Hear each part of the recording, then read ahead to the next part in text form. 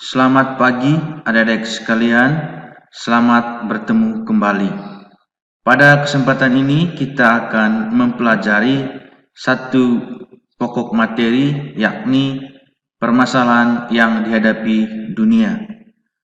Pada materi ini kita akan melihat beberapa hal. Yang pertama, apa saja masalah yang dihadapi oleh dunia saat ini. Kemudian kita akan melihat apa saja sebab dan akibat dari permasalahan-permasalahan yang dihadapi oleh dunia tersebut kepada manusia.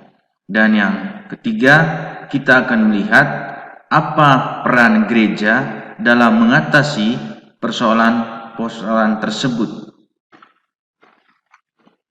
Sebelum kita melihat lebih jauh tentang permasalahan-permasalahan yang dihadapi oleh dunia saat ini, marilah kita membuka kegiatan kita, marilah kita membuka pembelajaran kita pada hari ini dengan berdoa. Dalam nama Bapa dan Putra dan Roh Kudus, amin. Allah Bapa yang penuh kasih, Tuhan Yesus Kristus telah mengutus kami gerejamu ke tengah-tengah dunia untuk membangun kehidupan manusia yang damai, adil, sejahtera, serta senantiasa menjaga keutuhan alam ciptaan Tuhan. Berkatilah kami dalam pembelajaran ini agar semakin memahami permasalahan-permasalahan yang sedang dihadapi dunia pada saat ini, sehingga sebagai anggota gereja kami pun dapat ikut menjaga ketentraman sesuai kehendak-Mu demi Kristus Tuhan dan Juru Selamat kami. Amin. Dalam nama Bapa dan Putra dan Roh Kudus, amin. Adik-adik sekalian, ada beberapa pertanyaan yang sering kali muncul di tengah masyarakat berkaitan dengan bagaimana keterlibatan gereja dalam menghadapi permasalahan-permasalahan yang dihadapi dunia saat ini. Beberapa pertanyaan tersebut misalnya, yang pertama, bagaimanakah gereja menyikapi umat yang hidup melarat, tidak cukup makan dan minum, tidak bisa bayar uang obat, tidak bisa mencapai pendidikan dasar? Atau pertanyaan lain, apakah gereja hanya meminta mereka untuk berdoa dan memohon kepada Tuhan supaya Dia menolong untuk menghadapi masalah-masalah yang sedang dihadapi oleh dunia saat ini? Adik-adik sekalian, sesungguhnya gereja itu sudah, sedang, dan akan senantiasa terlibat di dalam mengatasi, di dalam menghadapi masalah-masalah yang dihadapi oleh manusia, dalam menghadapi masalah-masalah yang dialami oleh umatnya di tengah kehidupan ini. Gereja itu sudah terlibat dalam menghadapi masalah sosial, masalah ekonomi, masalah kebudayaan, masalah politik, dan lain-lain sebagainya dalam kehidupan manusia setiap hari. Bahwa di samping gereja berdoa memohon kepada Tuhan dengan tekun agar persoalan-persoalan tersebut tidak lagi menimpa kehidupan manusia, gereja juga mengambil sejumlah tindakan. Dan tindakan itu nyata untuk membawa manusia keluar dari lingkungan sosial yang menyengsarakannya, yang menyakitkannya, dan yang menekan manusia itu secara lahir dan batin. Artinya bahwa gereja itu sebenarnya dan sesungguhnya sudah terlibat dalam mengatasi masalah-masalah sosial, masalah-masalah ekonomi, masalah kebudayaan, masalah politik, masalah pendidikan yang dihadapi oleh umatnya, yang dihadapi oleh manusia saat ini. Gereja tidak hanya berdoa, tetapi gereja turun tangan, gereja terlibat secara aktif dengan tindakan-tindakan yang nyata. Keterlibatan gereja di dalam mengatasi, di dalam menghadapi masalah-masalah yang dialami oleh manusia saat ini itu sudah tertuang di dalam Gaudium et Spes artikel pertama. bahwa kegembiraan dan harapan, duka dan kecemasan manusia dewasa ini, terutama yang miskin dan terlantar, adalah kegembiraan dan harapan, duka dan kecemasan murid-murid Kristus juga. Di sini kita bisa melihat bahwa Konsili Vatikan II yang adalah tonggak pembaharuan hidup gereja secara menyeluruh melalui Gaudium et Spes ini menaruh perhatian secara luas pada hubungan antara gereja dan dunia modern. Keterlibatan gereja ini didasari oleh suatu keinginan, oleh suatu kehendak untuk senantiasa berubah, untuk senantiasa membuka diri terhadap dunia, terhadap masalah-masalah yang dihadapi oleh dunia saat ini. Dan Gaudium et Spes menyentuh tentang kemajuan manusia dewasa ini, kemajuan manusia modern. Selain itu, Gaudium et Spes juga melihat masalah kemiskinan, di mana antara orang kaya dan orang miskin, jurang yang memisahnya sangat lebar. Orang kaya semakin kaya dan orang miskin semakin miskin.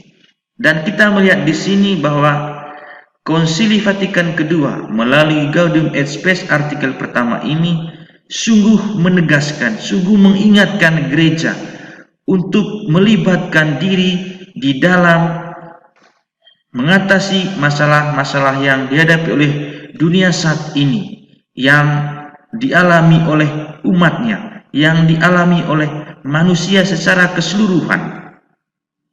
Bahwa kegembiraan, bahwa harapan, duka dan kecemasan manusia-manusia zaman ini, terutama orang miskin dan yang menderita, itu adalah kegembiraan dan harapan, duka dan kecemasan anggota gereja juga, duka dan kecemasan para murid Kristus juga. Karena itu gereja mesti terlibat secara sungguh-sungguh untuk bagaimana mengeluarkan, bagaimana membawa orang-orang yang hidupnya menderita, hidupnya sengsara, hidupnya tertekan secara lahir dan batin. Mereka dikeluarkan dari sana dan mengalami kehidupan yang berbahagia dan bergembira sebagaimana manusia-manusia lain di dunia ini. Adik-adik sekalian, ada beberapa masalah yang dihadapi oleh dunia saat ini. Pada pembelajaran kita kali ini, kita hanya akan melihat 3 masalah utama yang dihadapi oleh dunia saat ini. Yang pertama itu peperangan. Kita melihat dewasa ini, kita melihat pada hari ini di mana-mana ada peperangan. Peperangan antara negara, peperangan antara suku, antara etnis, antar agama juga. Kemudian kita akan melihat masalah kemiskinan, di mana di dalam kehidupan bermasyarakat itu ada perbedaan yang sangat mencolok antara orang kaya dan orang miskin. Orang kaya semakin kaya dan orang miskin semakin miskin, dan orang kaya kadang tidak memperhatikan orang miskin. Kemudian masalah yang terakhir adalah masalah lingkungan hidup, atau sering orang bilang masalah global warming. Ini adalah masalah kita saat ini yang perlu kita perhatikan secara sungguh-sungguh. Kita lihat yang pertama, perang. Perang adalah persaingan yang tujuannya memenangkan diri atau pihak sendiri dan berusaha mengalahkan, merugikan atau menghancurkan pihak lawan. Semua perang selalu ada korban. Selain korban menjadi tujuan, korban juga adalah dampak dari adanya sebuah perang. Perang itu terjadi karena berbagai macam alasan. Ada alasan negatif, ada juga alasan positif. Alasan negatif dari sebuah perang itu karena adanya sikap arogansi dari suatu negara atau dari suatu kelompok untuk menguasai pihak lain, baik secara psikis, fisik, ekonomi, secara sosial, secara agama, dan lain-lain. Perang juga memiliki alasan positif. Artinya, perang itu terjadi karena orang ingin melepaskan diri dari kekuasaan pihak lain atau ingin melawan penjajah, ingin melawan penindasan, ingin melawan ketidakadilan. Adik sekalian, perang saudara atau perang antar negara atau antar agama pada dasarnya tidak pernah membawa keuntungan apapun bagi kedua belah pihak. Ada suatu peribahasa yang menggambarkan tentang hal ini, bahwa perang itu tidak pernah membawa keuntungan bagi siapapun. Peribahasanya seperti ini, kalah jadi abu, menang jadi arang.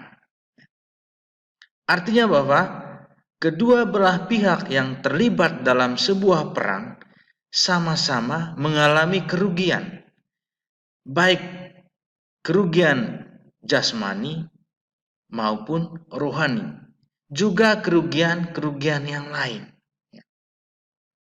Maka hiduplah damai, karena damai itu indah. Yang berikut kita melihat sebab terjadinya perang.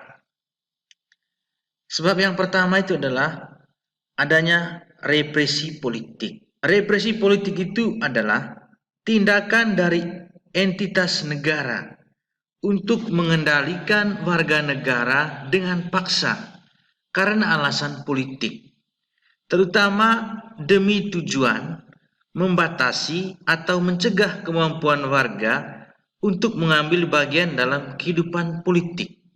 Jadi negara mengendalikan warga negaranya agar warga negara itu tidak terlibat secara aktif di dalam kegiatan politik.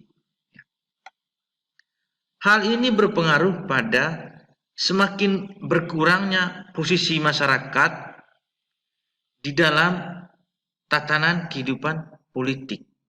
Hal ini sering dilaksanakan dengan berbagai macam tindakan, seperti pelanggaran hak asasi manusia, kemudian penyalahgunaan pengawasan, atau kebrutalan-kebrutalan para polisi, atau pemenjaraan, atau juga pemukiman secara paksa, juga pencabutan hak-hak warga negara, atau yang lainnya seperti nafsu birahi dan tindakan kekerasan atau teroris.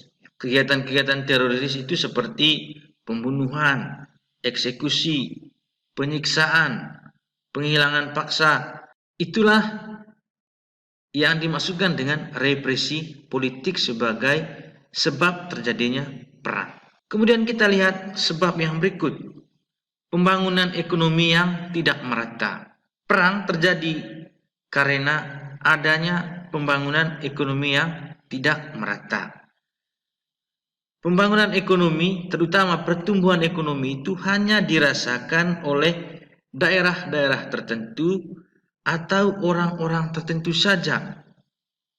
Sedangkan sebagian besar warga negara atau sebagian besar warga masyarakat tidak mendapat keuntungan, tidak memperoleh dampak dari pertumbuhan ekonomi di suatu negara. Hal ini akan menimbulkan tindakan perlawanan dari masyarakat dengan alasan mengapa mereka tidak memperoleh keuntungan dari adanya pertumbuhan ekonomi di negaranya. Kemudian yang ketiga, adanya gelombang populasi. Pertumbuhan penduduk di suatu negara itu baik, pertumbuhan jumlah penduduk itu baik. Tetapi apabila pertumbuhan penduduk itu tidak seimbang dengan pertumbuhan ekonomi, maka hal itu menimbulkan banyak hal. Tentu di sini banyak hal yang negatif. Ketika pertumbuhan ekonomi tidak seimbang dengan pertumbuhan populasi, pertumbuhan penduduk, maka yang terjadi adalah yang pertama, kekurangan makanan. Banyak manusia tetapi makanan sedikit. Kemudian kekurangan lapangan pekerjaan, maka akan terjadi banyak pengangguran. Kemudian kebutuhan akan sekolah pasti akan kurang terpenuhi. Juga kebutuhan-kebutuhan lain yang menunjang kehidupan manusia. Apabila hal ini terjadi, maka bukan tidak mungkin akan terjadi. Kemudian yang berikut, praktik KKN, korupsi, kolusi, dan nepotisme. Siapa yang dekat dengan penguasa akan mengalami kesempatan yang lebih besar untuk memperoleh banyak hal. Sedangkan orang-orang yang tidak dekat dengan para penguasa tidak mengalami atau tidak memperoleh peluang untuk memperoleh banyak hal. Ya. Karena para penguasa akan memperhatikan orang-orang yang dekat dengan dia. Hal ini akan menjadi sebab sebuah peperangan kalau hal ini tidak segera diatasi, tidak segera dicari jalan keluar oleh para penguasa. Sekarang yang berikut kita melihat akibat dari adanya perang. Yang pertama, angka kematian yang tinggi. Perang selalu menghasilkan korban. Perang selalu membawa korban. Dan perang itu selalu mengorbankan manusia yang terlibat dalam perang. Dan korbannya itu adalah orang-orang yang tidak bersalah. Kemudian akibat yang kedua adalah jutaan orang mengungsi. Ketika di suatu daerah terjadi peperangan, maka orang-orang yang hidup di daerah tersebut pasti akan mengungsi ke daerah lain, mencari tempat hidup yang baru. Dan di daerah pengungsian pasti mereka akan melarat, akan mengalami banyak kekurangan. Kemudian yang ketiga, peperangan membawa kehancuran dalam bidang ekonomi. Ketika terjadi perang, maka ada banyak gedung, ada banyak fasilitas negara yang hancur, maka pertumbuhan ekonomi pasti akan hancur. Itulah adik-adik salah satu masalah yang dihadapi oleh dunia saat ini, yakni perang. Perang selalu tidak diinginkan oleh siapapun.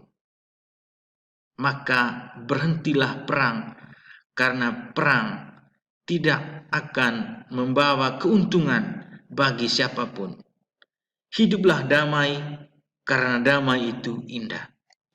Berikut kita melihat masalah kemiskinan. Miskin berarti situasi ketidakberdayaan untuk hidup secara pantas dalam hal sandang, pangan, dan papan. Miskin tampak dari situasi tidak memiliki sesuatu atau ketidakpunyaan akan sesuatu. Ketidakpunyaan ini bisa saja soal ekonomi, yakni tidak memiliki harta atau uang untuk mencapai standar hidup yang layak.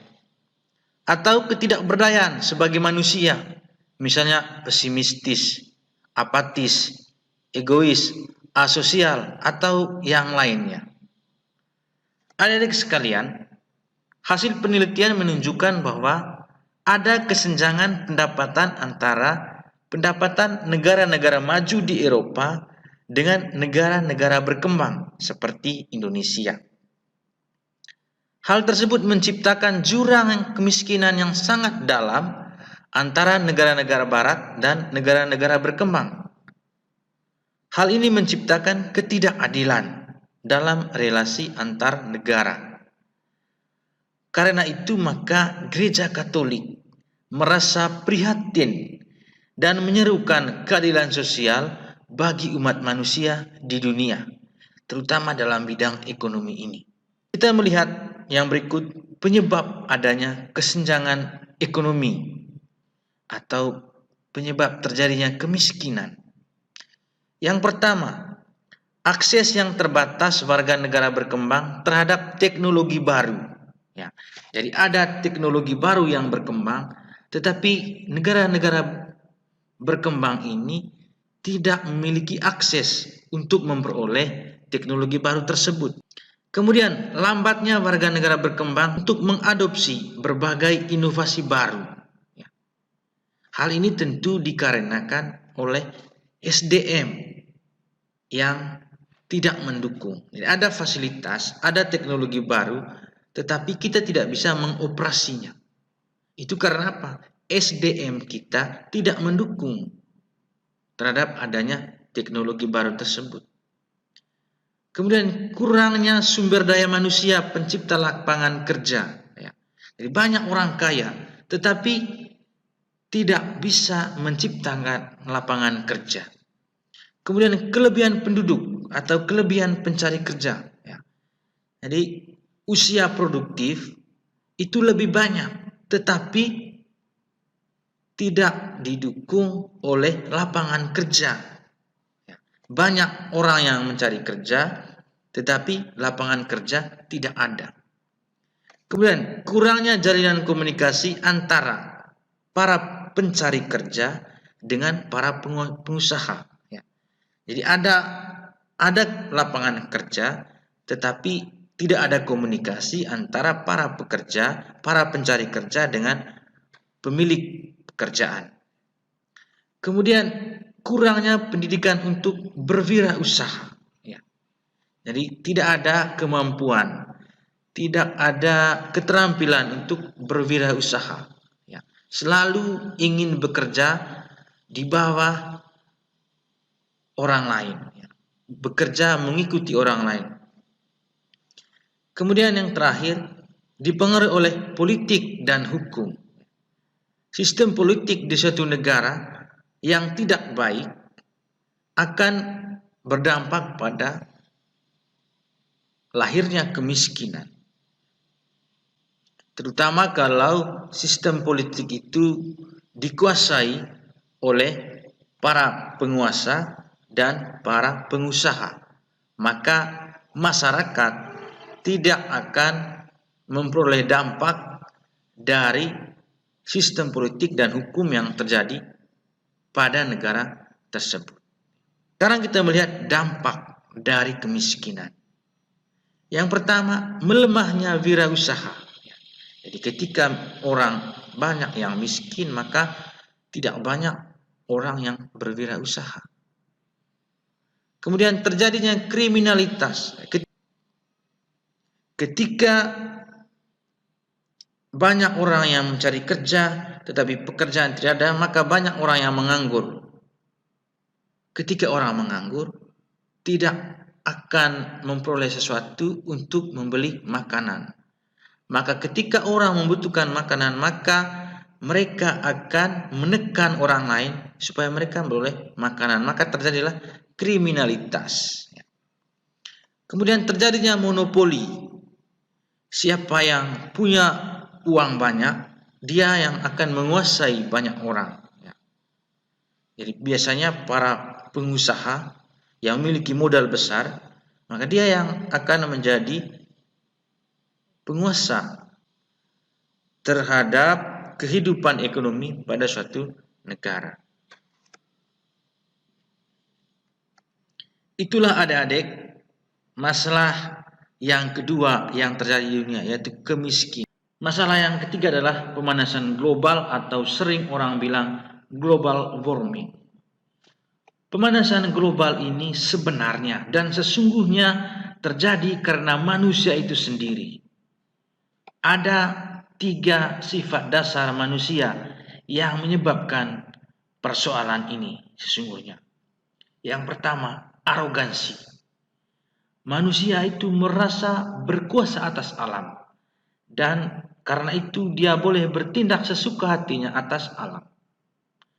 Alam dilihatnya sebagai pelayan untuk menyediakan semua kebutuhan manusia. Karena itu manusia bebas menebang hutan untuk mengambil kayunya, mengeruk gunung untuk mengambil kapurnya, melubangi bumi untuk mengambil batu mulianya, mengambil emasnya. Kemudian yang kedua, materialisme. Manusia berusaha makin kaya dan makin banyak hartanya. Maka manusia mengeruk alam, hutan digundul untuk jadikan area perumahan agar pengembangan makin kaya. Sawah ditimbul lalu dijadikan hotel atau supermarket dan lain-lain tanpa memperhatikan dampak. Kemudian yang ketiga, hedonisme. Manusia ingin hidupnya nikmat.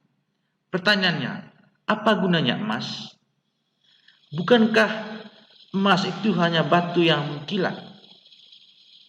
Emas adalah prestise. Orang punya emas akan merasa diri sangat istimewa dan dia tampak kaya. Menjadi tampak kaya itu asik dan nikmat. Dan kenikmatan, kemudahan hidup itu yang dikehendaki manusia. Kendaraan diciptakan untuk memudahkan manusia berpindah tempat.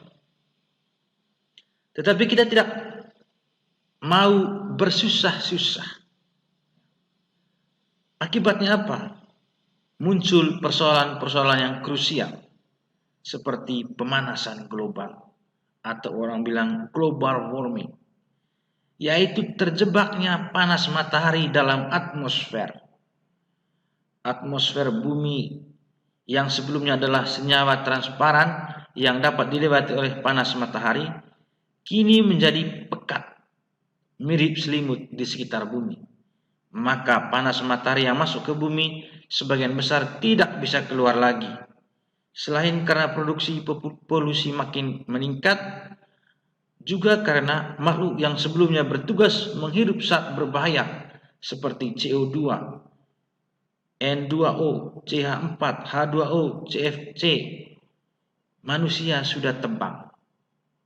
Tempat hidup mereka yakni hutan dijadikan kota baru atau menjadi lahan perkebunan.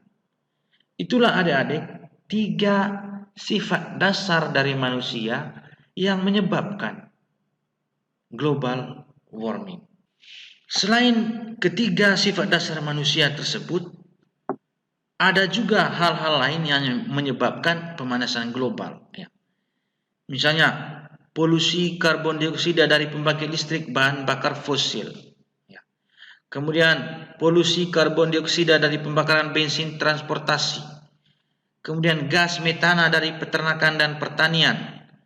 Kemudian, aktivitas penebangan pohon. Juga penggunaan pupuk kimia yang berlebihan. Itulah beberapa hal yang menyebabkan terjadinya pemanasan global. Semua ini terjadi karena ulah manusia. Manusia ingin hidupnya enak, manusia ingin hidupnya nikmat, tetapi tanpa memperhatikan keseimbangan ekologi. Manusia ingin hidupnya nikmat, tetapi mereka tidak memperhatikan bagaimana untuk melestarikan lingkungan supaya tidak terjadi pemanasan global. Itulah yang kita alami hari ini, pemanasan global. Dan itu adalah hasil dari ulah manusia itu sendiri. Yang berikut kita melihat faktor penyebab yang lain dari adanya pemanasan global. Seperti yang saya sudah bilang sebelumnya tadi, ada 5 sebab lain dari pemanasan global. Yang pertama, polusi karbon dioksida dari pembangkit listrik bahan bakar fosil. Seperti yang kita ketahui bahwa pada hari ini manusia itu sangat bergantung pada listrik dan juga pada listrik yang berbahan bakar fosil. Dan listrik dari pembangkit listrik berbahan bakar fosil ini membuat semakin meningkatnya pelepasan gas karbon dioksida sisa pembakaran ke atmosfer. Sekitar 40% dari polusi karbon dioksida dunia berasal dari produksi listrik Amerika Serikat. Kebutuhan ini akan terus meningkat setiap harinya. Dan sepertinya usaha penggunaan energi alternatif selain fosil harus segera dilaksanakan. Akan tetapi bahwa masih banyak dari manusia di dunia yang enggan untuk melakukan hal ini. Kemudian yang kedua, polusi karbon dioksida dari pembakaran bensin transportasi. Sumber polusi karbon dioksida yang lain berasal dari mesin kendaraan bermotor. Ada orang yang mengatakan bahwa jumlah kendaraan bermotor yang terjual satu hari di Indonesia sama dengan jumlah bayi yang dilahirkan. Itu berarti begitu banyak kendaraan bermotor yang terjual setiap harinya di Indonesia. Tetapi sayangnya bahwa semua peningkatan ini tidak diimbangi dengan usaha untuk mengurangi dampak yang terjadi. Yang ketiga, gas metana dari peternakan dan pertanian. Gas metana menempati urutan kedua setelah karbon dioksida yang menjadi penyebab terjadinya efek rumah kaca. Gas metana dapat berasal dari bahan organik yang dipecah oleh bakteri dalam kondisi kekurangan oksigen, misalnya di persawahan. Proses ini juga dapat terjadi pada usus hewan ternak dengan meningkatnya jumlah populasi ternak. Akan mengakibatkan peningkatan produksi gas metana yang dilepaskan ke atmosfer bumi. Yang keempat, aktivitas penebangan pohon. Sekarang orang beramai-ramai untuk membangun rumah dengan bahannya kayu dari pohon. Apalagi hutan sebagai tempat pohon kita tumbuh semakin sempit oleh beralih fungsi menjadi lahan perkebunan seperti kelapa sawit dan lain sebagainya. Padahal fungsi hutan sangat penting sebagai paru-paru dunia dan dapat digunakan untuk mendaur ulang karbon dioksida yang terlepas di atmosfer bumi. Tetapi hal itu orang tidak pernah pikirkan. Yang orang pikir adalah dia membangun rumah dan bahan dasarnya kayu. Dia tidak pernah memikirkan apa dampak yang ditimbulkan ketika dia memotong sebuah kayu di hutan. Yang kelima, penggunaan pupuk kimia yang berlebihan. Pada kurun waktu abad ke-20, penggunaan pupuk kimia di dunia untuk pertanian sangat meningkat.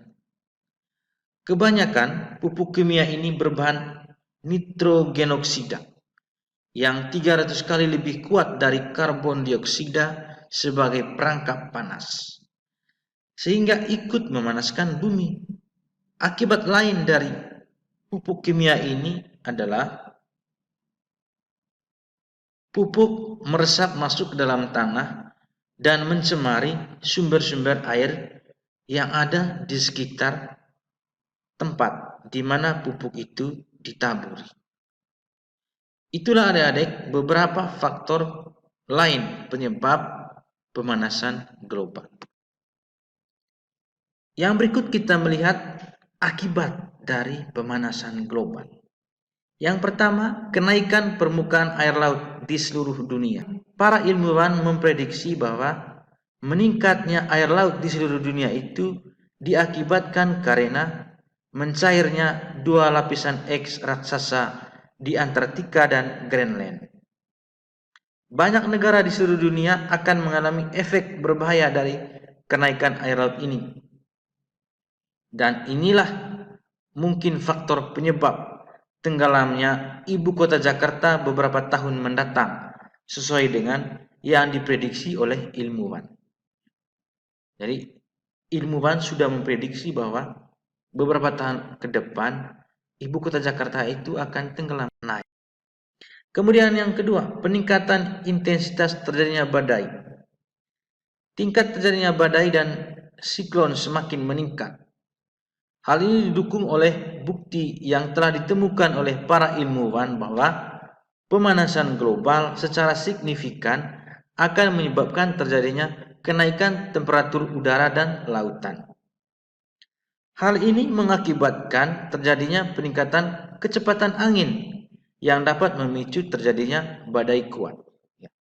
Kita lihat saja sekarang ketika musim hujan akan terjadi badai.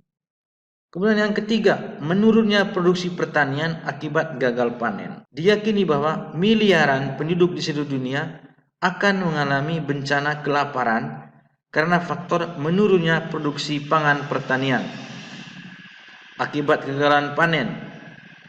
Ini disebabkan oleh pemanasan global yang memicu terjadinya perubahan iklim yang kurang kondusif bagi tanaman pangan. Kemudian yang keempat, makhluk hidup terancam kepunahan.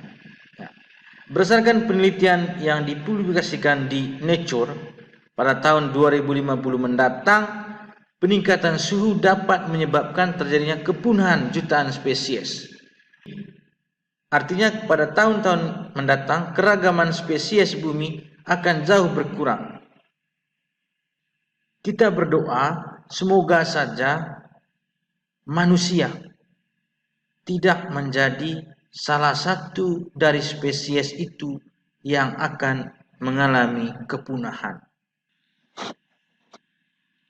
Yang berikut kita melihat ajaran kitab suci dan ajaran sosial gereja tentang perdamaian, keadilan, dan lingkungan alam. Pertama kita lihat ajaran kitab suci. Kita melihat Injil Matius bab 5 ayat 13 sampai 16. Garam dan terang dunia. Kamu adalah garam dunia. Jika garam itu menjadi tawar, dengan apakah ia diasinkan? Tidak ada lagi gunanya selain dibuang dan diinjak orang. Kamu adalah terang dunia. Kota yang terletak di atas gunung tidak mungkin tersembunyi. Lagi pula, orang tidak menyalakan pelita lalu meletakkannya di bawah gantang, melainkan di atas kaki dian, sehingga menerangi semua orang di dalam rumah itu. Demikianlah hendaknya terangmu bercahaya di depan orang, supaya mereka melihat perbuatanmu yang baik dan memuliakan Bapamu yang di surga. Dari bacaan ini kita bisa melihat bahwa Yesus, dia adalah pencetus. Dia yang memulai membangun kerajaan Allah di bumi ini. Dan dia telah mengamanatkan kepada kita, para pengikutnya, agar kita menjadi garam dan terang dunia. Kita menjadi ragi bagi masyarakat. Kita menjadi orang yang menerangi satu sama lain. Kemudian yang kedua, Yesus Kristus Sang Juru Selamat, yaitu Raja Damai, akan membangun kerajaannya di bumi ini. Tempat di mana kita mengalami kesejahteraan lahir dan batin. Karena itu kita memiliki peran untuk melanjutkan apa yang dikerjakan oleh Yesus ini. Karena itu sebagai pengikut Kristus, kita dipanggil untuk senantiasa berperan secara aktif dalam membangun kerajaan Allah di dunia ini, supaya dunia lebih manusiawi dan dunia menjadi layak untuk dihuni. Itulah adik-adik peran yang kita mesti laksanakan sesuai dengan amanah dari Yesus Kristus yang sabdanya tertuang dalam Injil Matius bab 5 ayat 13 sampai 16 ini.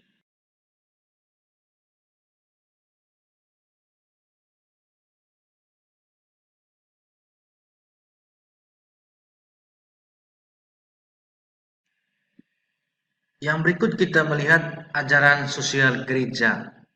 Terutama kita di sini akan melihat secara khusus Gaudium et Spes artikel 26 tentang memajukan kesejahteraan umum. Ada beberapa pesan dari ajaran sosial gereja ini, yakni Gaudium et Spes artikel 26. Yang pertama, bahwa kegembiraan dan harapan, duka dan kecemasan orang-orang zaman sekarang, terutama kaum miskin dan menderita, merupakan keprihatinan gereja.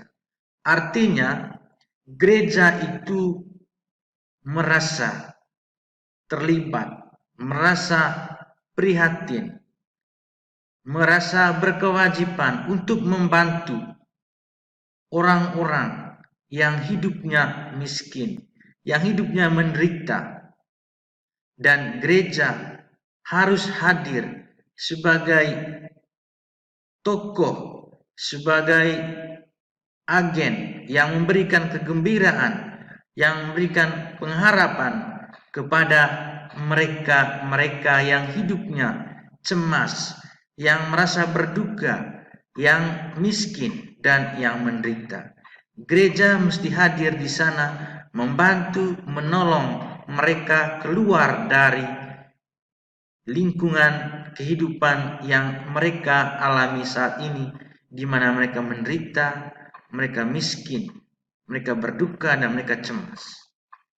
Yang kedua, gereja mengalami dirinya sungguh erat berhubungan dengan umat manusia serta sejarahnya. Karena itu gereja yang hidup dalam dunia yang dinamis, gereja harus hidup juga dinamis. Di dalam dinamika itu, gereja terpanggil untuk melaksanakan dan mewujudkan apa yang Yesus amanatkan. Gereja diutus ke tengah dunia untuk membawa damai sejahtera. Jadi gereja memiliki hubungan yang erat antara dirinya dengan manusia, dan gereja mesti membawa, melaksanakan amanat yang disampaikan oleh Yesus, yakni membawa damai sejahtera kepada orang-orang yang menderita dan yang mengalami kesengsaraan. Kemudian yang ketiga, gereja mencintai lingkungan alam dan berusaha melestarikannya. Dan hal ini gereja laksanakan dengan berbagai tindakan-tindakan yang sudah sangat nyata. Misalnya merawat pohon, menanam pohon, atau juga kegiatan-kegiatan lain yang berusaha merawat bumi, yang berusaha melindungi bumi,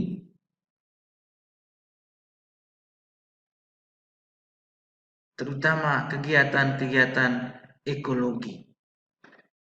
Karena itu kita sebagai umat Katolik diajak untuk senantiasa memiliki kesadaran, terutama kesadaran berekologi, kesadaran mencintai alam dan melestarikannya.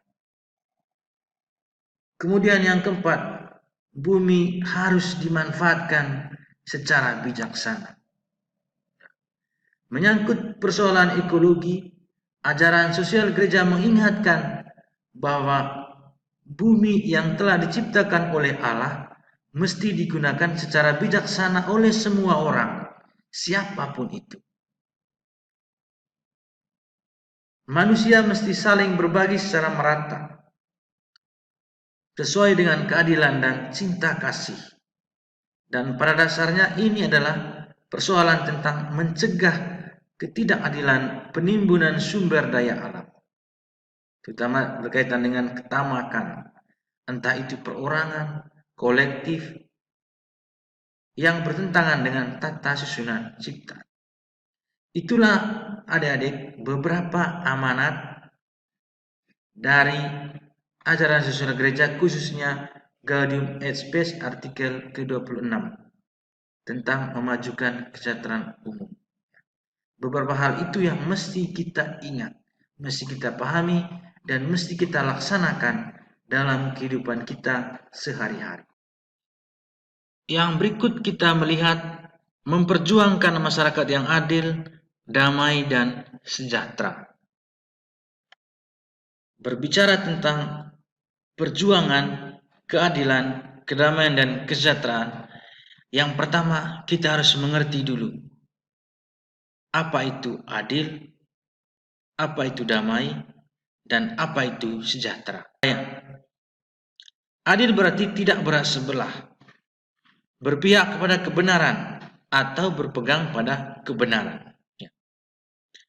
Orang mengakui hak sesamanya tanpa pilih kasih.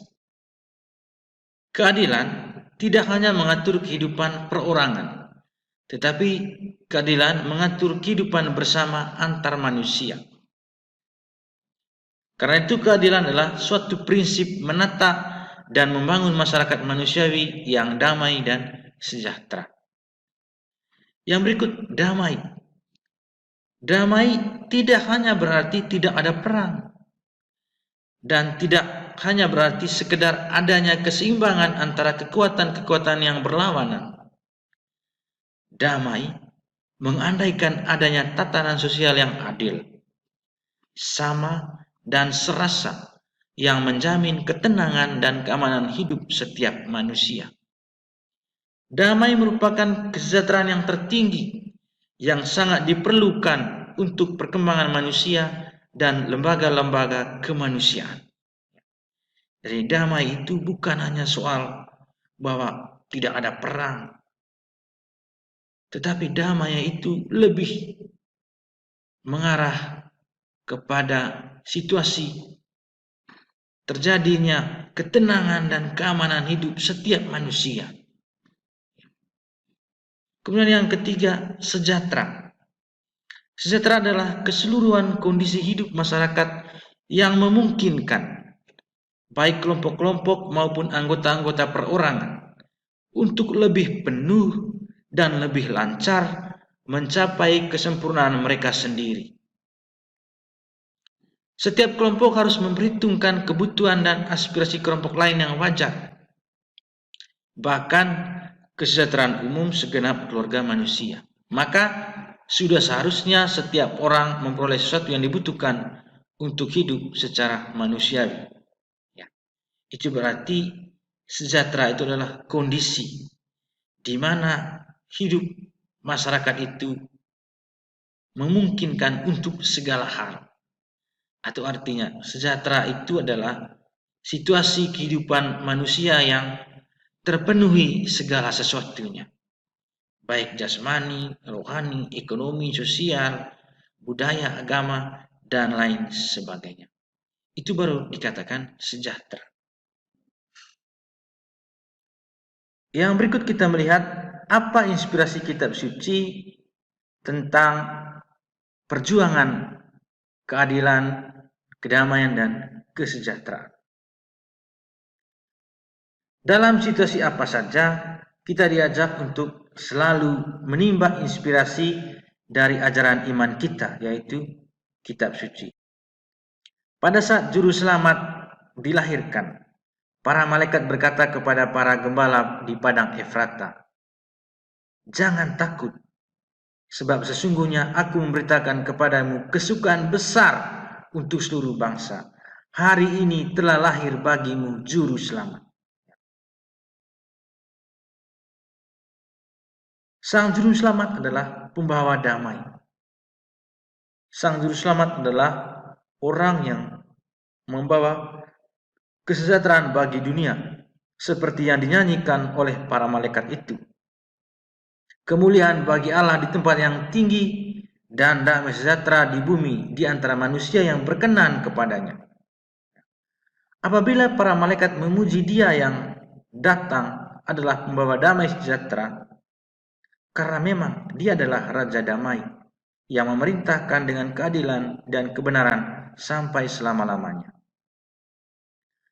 Dan lukisan tentang damai sejahtera yang dikehendaki oleh Allah sama seperti yang dinubuatkan oleh Yesaya dalam kitab Perjanjian Lama. Serigala akan tinggal bersama domba dan macan tutul akan berbaring di samping kambing. Anak menyusui akan bermain dekat liang ular tedung. tidak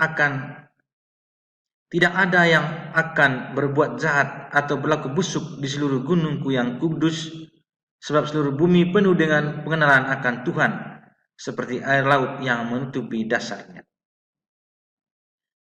Kedatangan Tuhan ke dalam dunia menjamin adanya pembebasan dan perdamaian yang benar, baik dalam keluarga, komunitas, maupun masyarakat dunia. Tuhan yang telah mendamaikan kita dengan dirinya menghendaki agar manusia hidup dalam damai sejahtera dengan sesamanya. Juru selamat, Sang Raja Damai, akan membangun kerajaannya di bumi ini, di mana manusia akan mengalami kesejahteraan lahir dan batin. Karena itu, sebagai pengikut Kristus, adik-adik dipanggil untuk berperan secara aktif dalam membangun kerajaan Allah di dunia, supaya dunia lebih manusiawi dan layak untuk dihuni. Yesus yang mulai membangun kerajaan Allah di bumi ini telah mengamanatkan kepada kita para pengikutnya agar menjadi garam dan terang dunia, serta ragi bagi masyarakat. Jadi adik sekalian, kitab suci menginspirasi kita untuk memperjuangkan masyarakat yang adil, damai, dan sejahtera. Karena itulah yang diamanatkan oleh Kristus kepada kita sebagai anggota gerejanya. Kita harus terlibat dalam suka dan duka dunia ini. Kemudian, konstitusi pastoral gereja,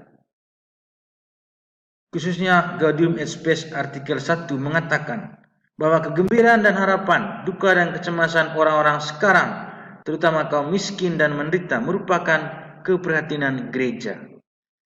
Karena itu gereja harus sungguh erat berhubungan dengan manusia dan sejarahnya. Gereja yang hidup dalam dunia yang dinamis, maka gereja juga harus hidup dinamis. Karena itu Yesus berpesan agar kita mengambil bagian secara aktif dalam mensejahterakan, dalam membawa damai sejahtera ke tengah-tengah dunia kepada manusia yang hidupnya menderita, yang hidup sengsara. Baik adik-adik sekalian, sekarang kita melihat beberapa usaha yang perlu dilakukan dalam memperjuangkan masyarakat yang adil, damai, dan sejahtera. Yang pertama yang perlu kita lakukan adalah penyadaran. Masyarakat perlu disadarkan akan adanya situasi buruk yang mereka alami.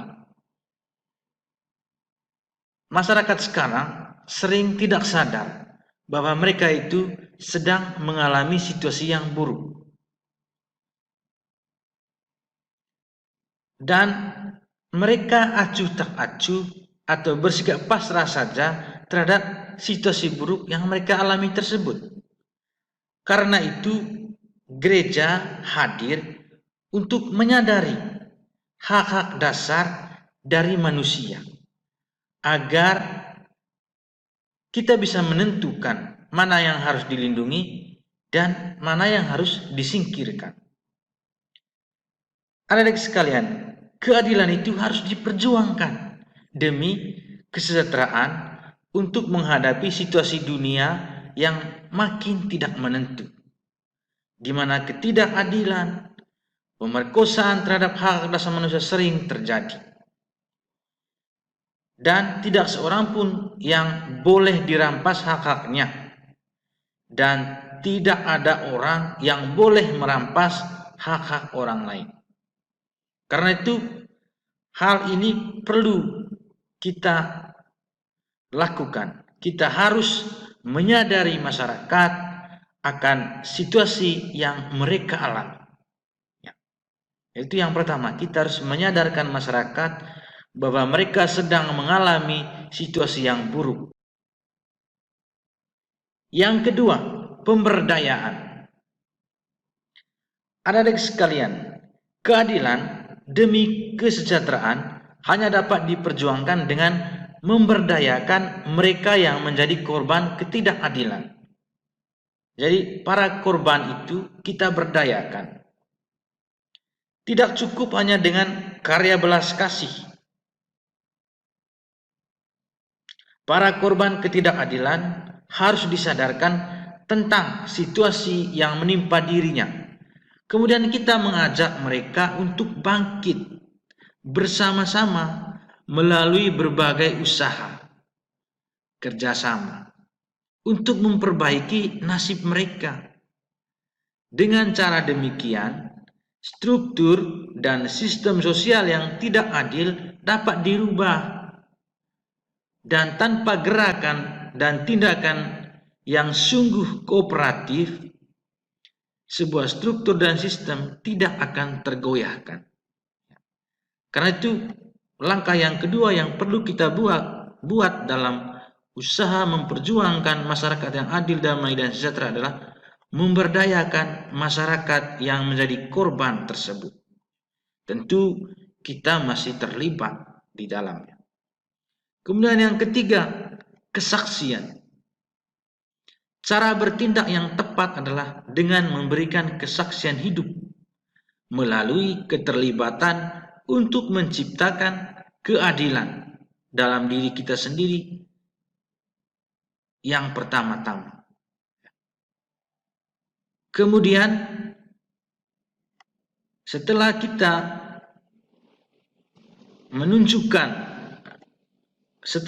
menciptakan keadilan dalam diri kita sendiri, kemudian kita mengajarkan orang lain untuk berbuat adil. Jadi kita hendaknya mulai dengan diri dan lingkungan kita. Misalnya dalam lingkungan jemaat, di lingkungan KUB.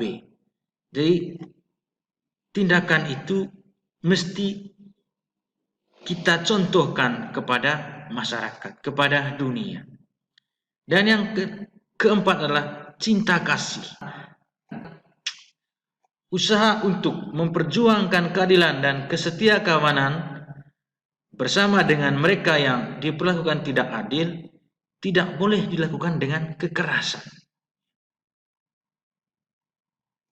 Cinta kasih adalah suatu cara memperjuangkan keadilan yang mesti dipilih. Memperjuangkan ketidakadilan dengan cara kekerasan tidak membawa manfaat. Tetapi memperjuangkan keadilan dengan mengedepankan cinta kasih,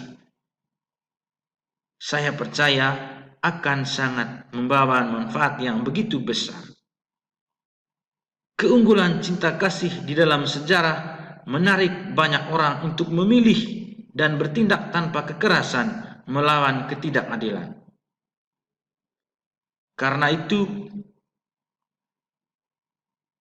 di dalam usaha kita untuk memperjuangkan keadilan, kedamaian, dan kesejahteraan, hindarilah cara-cara kekerasan. Itulah adik-adik sekalian beberapa hal yang perlu kita lakukan dalam usaha memperjuangkan masyarakat yang adil, damai, dan sejahtera. Demikianlah adik-adik pemaparan materi saya tentang masalah-masalah yang dihadapi oleh dunia. Terima kasih atas perhatian dan keikutsertaan adik-adik dalam pembelajaran ini. Hal ini yang perlu kita ingat. Pertama, jaga kedamaian dalam diri Anda, lalu Anda juga bisa membawa kedamaian bagi orang lain. Sekian dan terima kasih. Marilah kita menutup pembelajaran kita kali ini dengan doa. Dalam nama Bapa dan Putra dan Roh Kudus. Amin. Allah Bapa yang Maha Kasih, kami bersyukur telah mengikuti pelajaran ini dengan baik. Berkatilah kami agar semakin memahami dan menghayati, memperjuangkan keadilan, kedamaian, dan kesejahteraan dalam hidup kami sehari-hari. Amin. Dalam nama Bapa dan Putra dan Roh Kudus. Amin.